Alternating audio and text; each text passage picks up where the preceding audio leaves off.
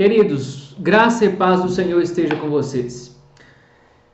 Para você que está vindo a primeira vez, nós estamos estudando o livro de João, capítulo por capítulo, e hoje nós vamos para o capítulo de número 12. Para contextualizar você, a gente saiu de um último estudo onde Marli Siqueira nos contou muitos relatos, mais um dos grandes milagres de Jesus, que fora a ressurreição de Lázaro após 4 dias. 4 dias tem um significado interessante para as Escrituras.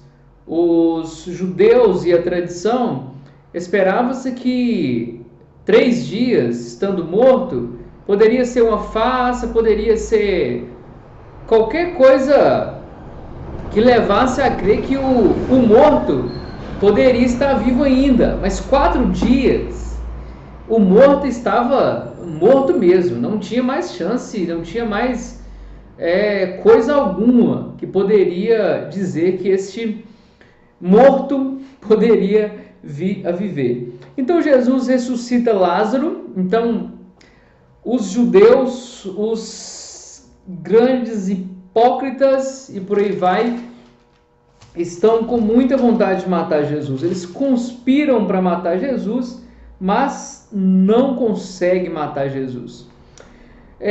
Feito isso, a fim de contextualizar também, Jesus, versículo 54 do capítulo 11, contextualizando você que está nos seguindo, você vai entender melhor isso, mas você que não está nos seguindo também, você vai entender. Por essa razão, Jesus não andava mais publicamente entre os judeus.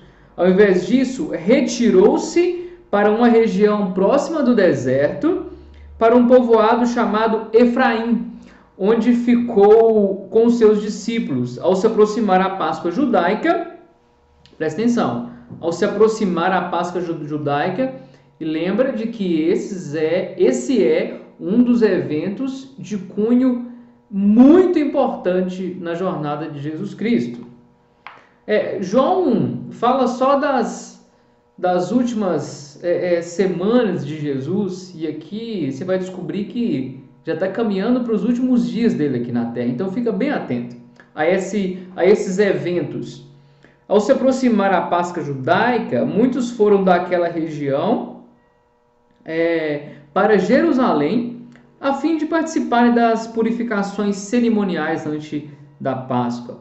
Continuavam procurando Jesus e no templo perguntavam uns aos outros: o que vocês acham? Será que ele virá à festa? Será que estavam querendo ver mais transformação de água em vinho? Mas os chefes dos sacerdotes e os fariseus tinham ordenado que, se alguém soubesse onde Jesus estava, o denunciasse para que o pudesse prender. Amados, eu queria chamar a sua atenção para a seguinte questão: que evento tenebroso esse que Jesus tiver aqui? Amados, Jesus está caminhando para os últimos dias dele aqui, mas assim, a vida dele está turbulenta demais. Não que não for antes, mas agora é os últimos dias. A gente vai ver no capítulo 12 que ele sente uma certa angústia nesse tempo já. Lembra da oração que ele faz no Getsemane? Pois é, ele tem uma prévia dessa oração aqui no capítulo 12. Ok, tem alguns eventos aqui no capítulo 12, e eles são o seguinte, a nível de síntese do capítulo. Então a gente tem, dos versículos 1 ao 11, a gente tem Maria ungindo Jesus, lá em Betânia. Ele estava ali 6 dias antes da Páscoa. Então Maria unge Jesus ali em Betânia. Tem a entrada triunfal, que de triunfal não tem muita coisa, porque imagina qualquer triunfo feito em cima de um jumento. Você tem os gregos, que isso exponencia o ministério de Jesus, e Jesus sentindo já a dor e o drama da cruz. Você tem a incredulidade do povo e de seus líderes, e o último apelo público, queridos, o último apelo público em favor da fé. É um apelo pesado que Jesus faz aqui para esses incrédulos. Eu, antes de começar a gravar esse vídeo, na verdade, eu estava a fim de gravar amanhã, mas ouvindo em casa, eu estava estudando mais cedo esse capítulo e queria gravar amanhã, mas eu ouvi duas músicas do Mauro Henrique e diz o seguinte: a música se chama Onde Está Deus? Eu acho que tem muito a ver com o capítulo de hoje. Diz o seguinte: se você não escutou, escuta ainda. Chama Aonde Está Deus e tem uma versão muito top dela com Mauro Henrique. Coração de pedra, alma cheia de orgulho, caminho sem direção, casa abandonada, mundo tão vazio. O que falta em nós é o amor. Se não tem perdão, não tem amor. Se não tem amor, onde está Deus? Aonde está Deus? Está lá fora e a alma chora. Onde está Deus? Eu vou ler mais um trecho dela aqui para você. Se não consigo estender a mão ao meu irmão, onde está Deus? Se não consigo fazer o bem sem olhar a quem, onde está Deus? Se não consigo nem perdoar quem me ofendeu, onde está Deus? Está lá fora e a alma chora. Onde está Deus? Música linda, ouçam aí, por favor. Meu amado irmão, então é por aí que eu queria que a gente caminhasse hoje, sabe? Tem muita hipocrisia aqui. Esses judeus, esses líderes caminharam com Jesus uma vida, por assim dizer, assistiram prodígios e prodígios de Jesus. João conta alguns exemplos dos milagres de Jesus, mas tem tantos outros. E então, mesmo assim, o coração desses líderes endurece e há aqui hipocrisia e há muita coisa que essa música me fez pensar sobre. Ok, ao texto, por favor. 7 dias antes da Páscoa, Jesus chegou a Betânia, onde vivia Lázaro, a quem ressuscitara dos mortos. Ali prepararam um jantar para Jesus.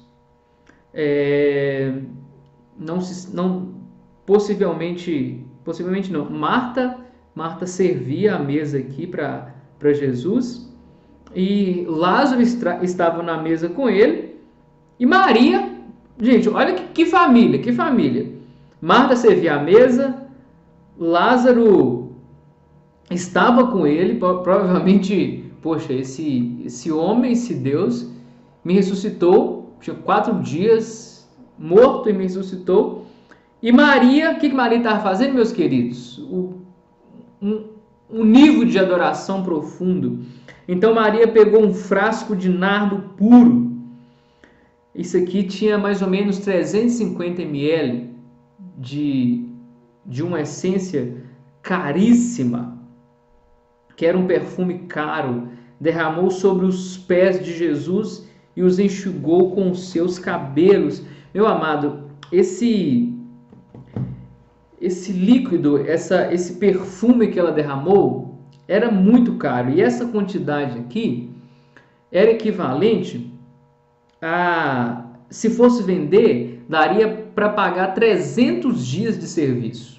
Pensa bem, Maria derramara 300 dias de serviço, ou seja, a gente tem aí quase 1 ano de serviço dia a dia que Maria resolve derramar aos pés de Jesus. E lavar os pés de qualquer pessoa naquela época era um sinal profundo de humildade. E o que ela fizera? Ela enxuga com os cabelos, enxuga com seus cabelos. Amados, uma mulher soltar o cabelo naquela tradição era inadmissível.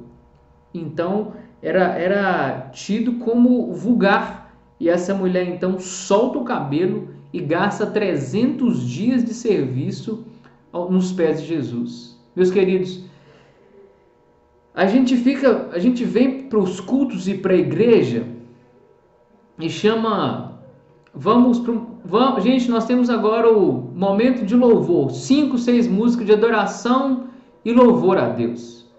Amados irmãos, a gente está enganado com um domingo que a gente gasta 40, 50 minutos adorando a Deus.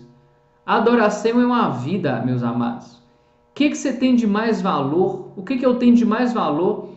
Se isso não for a entregue a Jesus como forma de adoração, os nossos 40 minutos na igreja domingo, o Senhor deve olhar para aquilo numa tristeza. Que brincadeira. Gente, o que a mulher tinha de mais valor aqui, 300 dias de serviço entregue a Jesus, derramado nos pés de Jesus. Se fosse no corpo todo, mas aos pés de Jesus. Então fica a dica para a gente. Adore a Jesus todos os dias.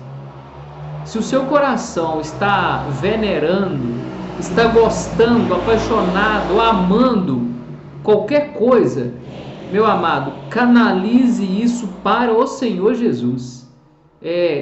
Pega o melhor que você tem, pega a coisa mais importante que você tem e leve ela a Jesus, entregue para Jesus. Porque senão a nossa adoração tem sido falha. Então fica a dica aí. Continuando. E a casa encheu-se com a fragrância do perfume. Mas um dos seus discípulos, Judas Iscariotes, que mais tarde iria traí-lo, fez uma objeção. Por que esse perfume não foi vendido e o dinheiro dado aos pobres? Seriam 300 denários. Um denário equivalia a um dia de serviço. Ele não falou isso por se interessar pelos pobres, mas porque era ladrão, sendo responsável pela bolsa de dinheiro. Costumava tirar o que nela era colocado. Respondeu Jesus: deixa em paz, que o guarde para o dia do meu sepultamento. Essa mulher também pronunciara uma profecia do profeta Isaías. E a gente vê lá em João 19, que quando Jesus, depois da crucificação de Jesus, quando ele foi para o sepultamento, na verdade, usava-se o perfume o perfume era usado nas festividades, era mais comum, mas o perfume também era usado para os sepultamentos também. E Jesus então liga esse momento ao sepultamento, Maria liga este momento ao dia do sepultamento de Jesus. É bacana ver isso, né? Sem ela saber, na verdade. E Jesus respondeu: deixa em paz, pois os pobres vocês sempre terão consigo, mas a mim vocês nem sempre terão. Enquanto isso, uma grande multidão de judeus, ao descobrir que Jesus estava ali, veio, não apenas por causa de Jesus, mas também para ver Lázaro, a quem ele ressuscitara dos mortos. Gente, a ressurreição de Lázaro foi uma coisa épica. Assim, os chefes dos sacerdotes fizeram planos para matar também Lázaro, pois por causa dele muitos estavam se afastando dos judeus e crendo em Jesus. Um comentário, não é meu, acerca dos judeus e do plano para matar Lázaro, os principais sacerdotes. Meu Deus, eram os sacerdotes, pensa bem. Um duplo homicídio não teria perturbado suas consciências já endurecidas. Um homicídio duplo não teria feito nenhuma outra coisa na cabeça dos judeus, já que eles já tinham como plano matar o Senhor Jesus. Amados, então a primeira parte dessa perícope é sobre isso. É Jesus sendo servido por Marta, admirado por Lázaro e adorado com o que Maria tinha de mais precioso. Talvez ela tinha filho, marido, enfim, mas a Bíblia não relata isso. Mas despejar 300 dias de serviço, o que isso dava em dinheiro, pensa, aos pés de Jesus. Enfim, então essa é a primeira parte dessa perícope. E agora eu já vou para a segunda. E a segunda é um tanto quanto sarcástica, porque o que se tem escrito no cabeçalho da minha Bíblia, eu estou usando a NVI, é sobre a entrada triunfal do Senhor Jesus. Mas, visto que essa entrada triunfal, Jesus fez ela no jumento, no jumentinho. E tem um porquê de ser este animal. No dia seguinte, a grande multidão que tinha vindo para a festa ouviu falar que Jesus estava chegando a Jerusalém. Queridos, Jerusalém ia bombar naqueles dias, era a festa da Páscoa, e todas as pessoas, digamos, do interior, eles vinham para Jerusalém para a grande festa da Páscoa. Então, quando viram que Jesus ia chegar e entrar, pegaram ramos de palmeiras e saíram ao seu encontro gritando: Hosana, bendito é o que vem em nome do Senhor, bendito é o Rei de Israel. Hosana, meus queridos, é um termo hebraico que significa salve. Mais tarde se tornou uma exclamação de louvor. Hoje nós cantamos algumas músicas que repetem Hosana, Hosana, o que vem em nome do Senhor. Então, Hosana é salve, salve o Rei. E Jesus entrou ali montado. Versículo 14, Jesus conseguiu um jumentinho. Os discípulos prepararam para ele porque ele pediu. E isso estava profetizado que ele entraria montado no jumentinho. E montou nele, como está escrito: não tenha medo, ó cidade de Sião, eis que o seu rei vem montado no jumentinho. Entende? Conseguiu ver a aparente contradição aqui? Um rei montado no jumentinho? Queridos, o jumento é uma expressão da natureza mansa de Jesus, da natureza tranquila de Jesus. Diferente de um cavalo, que simboliza a força, a espada, o triunfo sobre o mais fraco, Jesus entra montado num jumentinho que simboliza o caráter manso e pacífico do rei de Israel.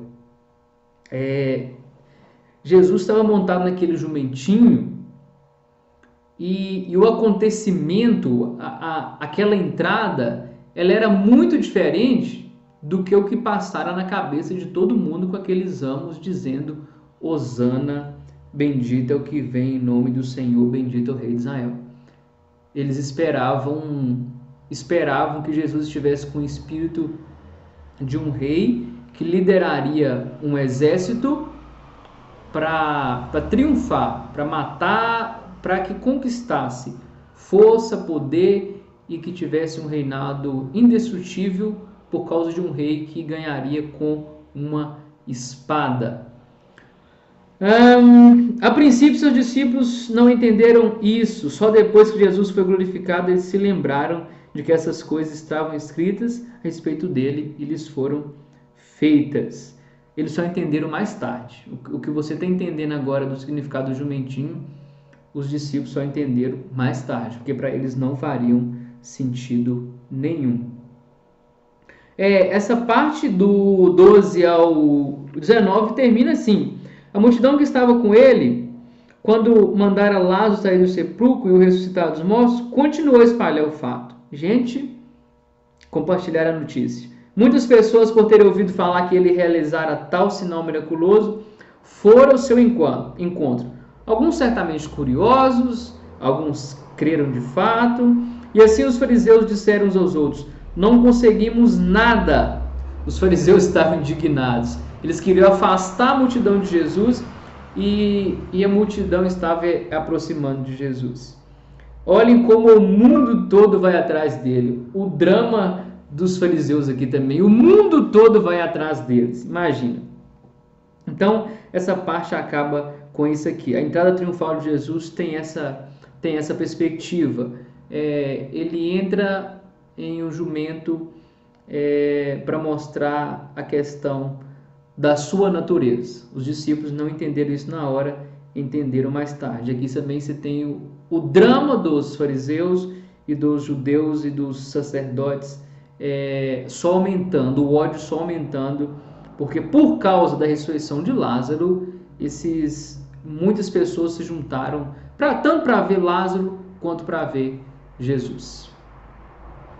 Agora a gente tem outra parte que vai dos versículos 20 ao 36. Jesus prediz a sua morte. E aqui eu vou destacar alguns versículos, eu não vou ler tudo porque eu estou vendo que o tempo já está ficando longo.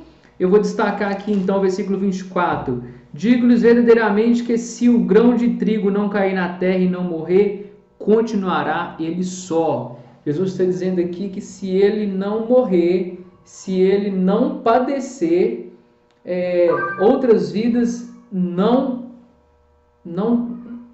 seria impossível ter vida a não ser que a semente morresse. E é exatamente isso o que acontece com a semente natural que a gente conhece por aí, né? Se não morrer, não vai produzir outros frutos. E aqui a gente tem Jesus começando o drama dele, sabe? Mas se morrer, dará muito fruto. E aí o versículo 25. Aquele que ama a sua vida a perderá, ao passo que aquele que odeia a sua vida neste mundo a conservará para a vida eterna. Meu amado, que chamada o desprendimento de qualquer coisa que nos apega a este mundo e a essa vida. Quem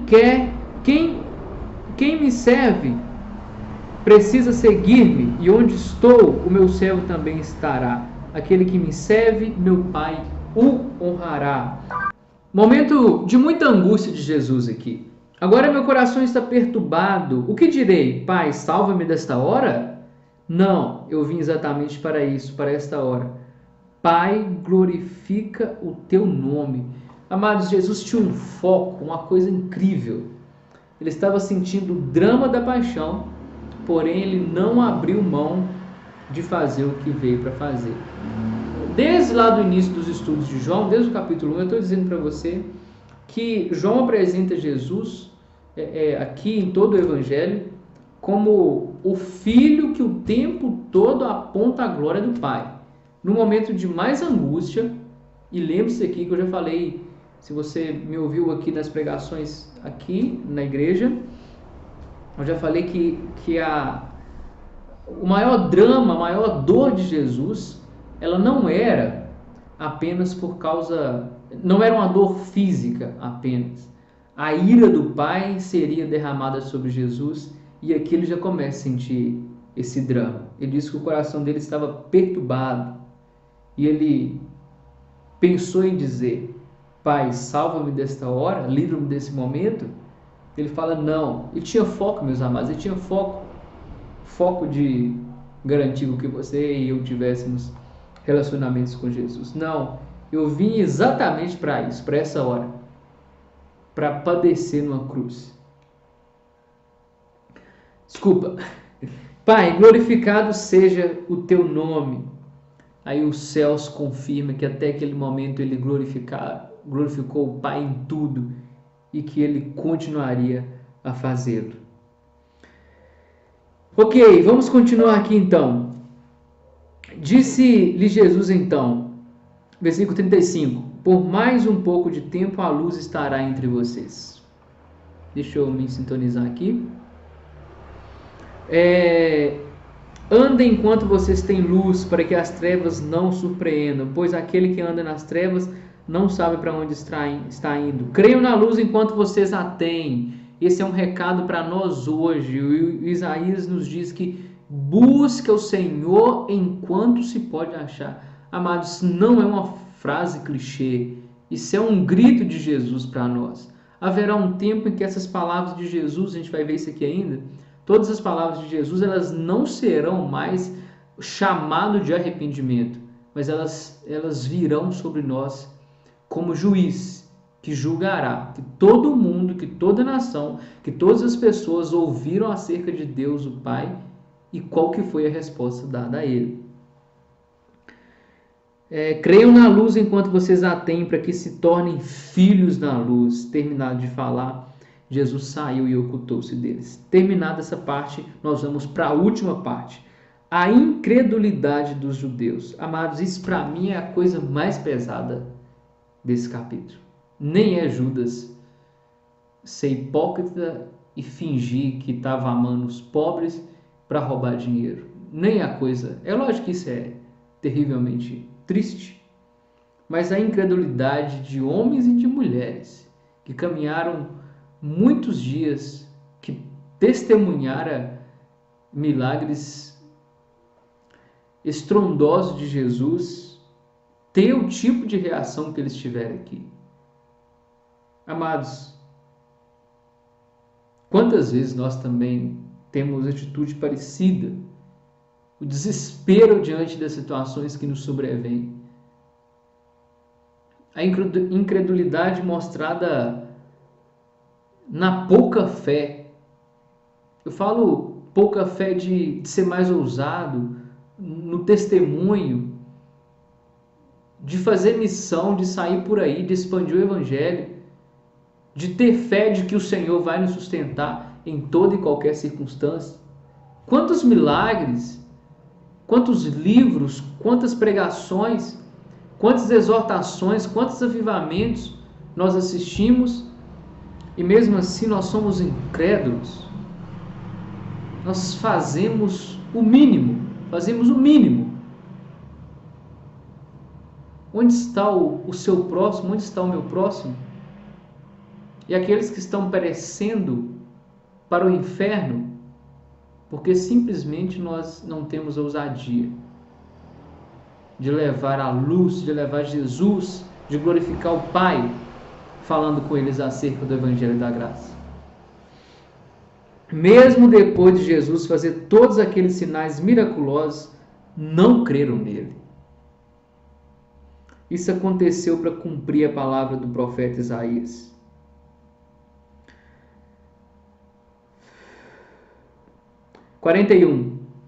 Isaías disse isso porque viu a glória de Jesus e falou sobre ele. Ainda assim, muitos dos judeus creram nele, mas por causa dos fariseus não confessavam a sua fé. Sabe por quê? Com medo de serem expulsos dos seus cargos de líderes na sinagoga, pois preferiram a aprovação dos homens do que a aprovação de Deus. Então Jesus disse em alta voz, imagina Jesus gritando: quem crê em mim, não crê apenas em mim, mas naquele que me enviou. Quem me vê aquele que me enviou. Eu vim ao mundo como luz, para que todo aquele que crê em mim não permaneça nas trevas. Se alguém ouve as minhas palavras e não lhes obedece, não os julgo, pois não vim para julgar o mundo, mas para salvá-lo. E aqui está o que eu disse para você. As palavras de Deus, de Jesus, que é agora chamado para arrependimento, a mesma palavra servirá como juiz. Haverá um juiz para quem me rejeita e não aceita as minhas palavras. Se você está me assistindo e não aceitou Jesus como Senhor e Salvador da sua vida, não tem como o seu Deus, o seu Salvador, essa palavra é para você, meu amado. Há um juiz para quem me rejeita. E também para você que é cristão. Para nós que estamos caminhando na vida com Jesus. Vigiemos, fiquemos atentos. Rejeitar o Senhor, desacreditar no Senhor, apostatar da fé. Olha o que essa palavra diz para a gente. Há um juiz para quem me rejeita e não aceita as minhas palavras. A própria palavra que proferi o condenará no último dia. Palavra dura e pesada, meus amados. Misericórdia. Pois não falei por mim mesmo, mas o Pai que me enviou me ordenou o que dizer e o que falar. Sei que o seu mandamento é a vida eterna. Portanto, o que eu digo é exatamente o que o Pai me mandou a dizer. E estamos caminhando para o final. Querido irmão, minha palavra de encerramento. Final, últimos dias de Jesus. Essa é a última exortação que ele fez em vida. Em vida, eu digo, naqueles 33 anos que ele se pusera a viver neste mundo. Foi a última exortação, o último conselho de Jesus nesse contexto aqui. Ele chama duramente as pessoas que caminhavam com ele, que viam ele fazer milagres e que não creram. E fica também a minha palavra para você. Ame o Senhor de todo o teu coração. E eu sei que vai aparecer muitas questões, muitas fases da nossa vida. Se o Senhor não voltar logo, vai acontecer muitas coisas que pode ser que gera incredulidade, rejeição, desgosto, mas fique firme naquele que é a luz, porque haverá um julgamento. E a palavra que hoje salva, se não tomada, se não obedecida, ela se tornará um julgamento para a gente. Deus nos livre da dureza de coração, Senhor. Eu sei que só o Senhor que pode fazer isso conosco, mas trabalhe em nossos corações para que nós tenhamos dias em que a nossa vida vai ter progresso espiritual. Deus, eu oro também para que o Senhor nos ensine a entregar o que há de mais importante em nossas vidas. Seja o que for, Deus, que nós estejamos apegados, seja onde for que estiver o nosso tesouro, o nosso coração, que sejamos como Maria, Deus. Ela pega 300 dias de serviço. Provavelmente essa mulher não devia ter muito mais do que isso naquele momento. Parece que ela entregou tudo. Parece que ela entregou tudo. Se dispôs ao Senhor em forma de humildade ao lavar os seus pés. Deus, em nome de Jesus Cristo, ensina-nos também a sermos desapegados, porque se o Senhor nos chamar para o teu reino e para o céu, que nós de fato tenhamos o que te entregar, que é um coração totalmente confiado nas suas mãos. Que nós não construamos celeiros e mais celeiros com riqueza, e onde o nosso coração certamente vai estar. Ajude-nos a desapegar de tudo aquilo que é ídolo, que idolatra, que toma o seu lugar. Senhor, e ensina-nos a adorar o Senhor todos os dias, não só domingo à noite. Dai-nos a graça de te amar acima de todas as coisas, acima de todas as coisas, e fortaleça-nos para que nós nos despojemos de todo desembaraço, de tudo aquilo que ofusca a nossa visão de um Salvador, ofusca a nossa visão de um rei humilde, que prefere um jumentinho do que um cavalo. A nossa militância, a nossa luta, a nossa força, que não seja para fazer algo que não seja da vontade do seu reino, que não seja próprio daqueles que foram salvos. Que a nossa mansidão, que o nosso amor ao próximo, que a nossa verdade seja a nossa identidade, seja a nossa característica como cristão. E que não haja em nós triunfo nenhum. Que não montemos em um cavalo para lutar por nada que o Senhor não nos pediu para fazer. Dai-nos somente um coração que te adora, que entende a sua vontade e que permanece firme no Senhor, que glorifica o Pai, que é igual ao Pai, que é Deus, que é Salvador. Honras e glórias a ti, Deus. Honras e glórias a ti, Jesus.